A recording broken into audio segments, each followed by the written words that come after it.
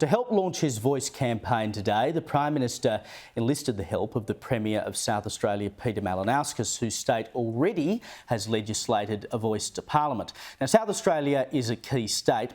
The latest polls show that the state is split down the middle when it comes to the voice, with 43% voting yes to 39% voting no and 18% still undecided. So how confident is the Premier that his people will vote yes? Peter Malinauskas joins me now. Peter, as I said before, you have legislated a voice to Parliament that will be elected next year. Some of the early polling out of South Australia, which looks like it will be the state that may well decide this referendum on the double majority, was showing something like 60% support for the voice to Parliament. That has reduced quite significantly since you legislated a voice in South Australia. Do you think it's had a negative effect at all?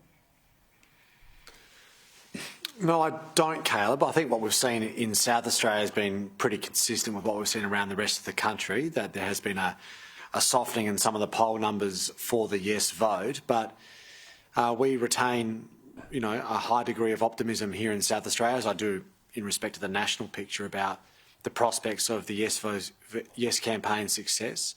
I think there's a lot of people, Caleb, who are, quite frankly, still disengaged on this issue more broadly. A lot of people have a lot of challenges in their own lives, tackling the cost of living crisis being a good example of that. And as we get closer to the referendum date itself, I think people will start to tune in and consider the actual question we've got before us. And I think once that happens, there's a chance that the yes campaign will start to see a climb in support close to the levels we saw earlier this year.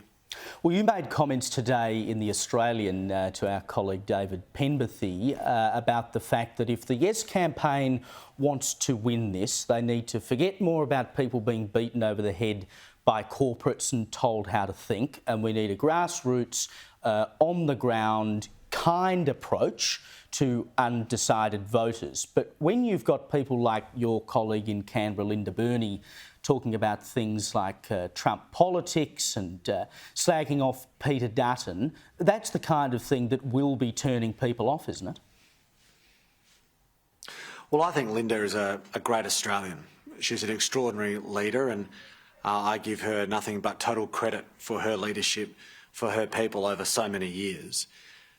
I think different politicians have different styles, Caleb, but my firm view, and I think most people would share this view, is that you rarely persuade someone by, talking down to them or assuming that they approach an issue with ill intent.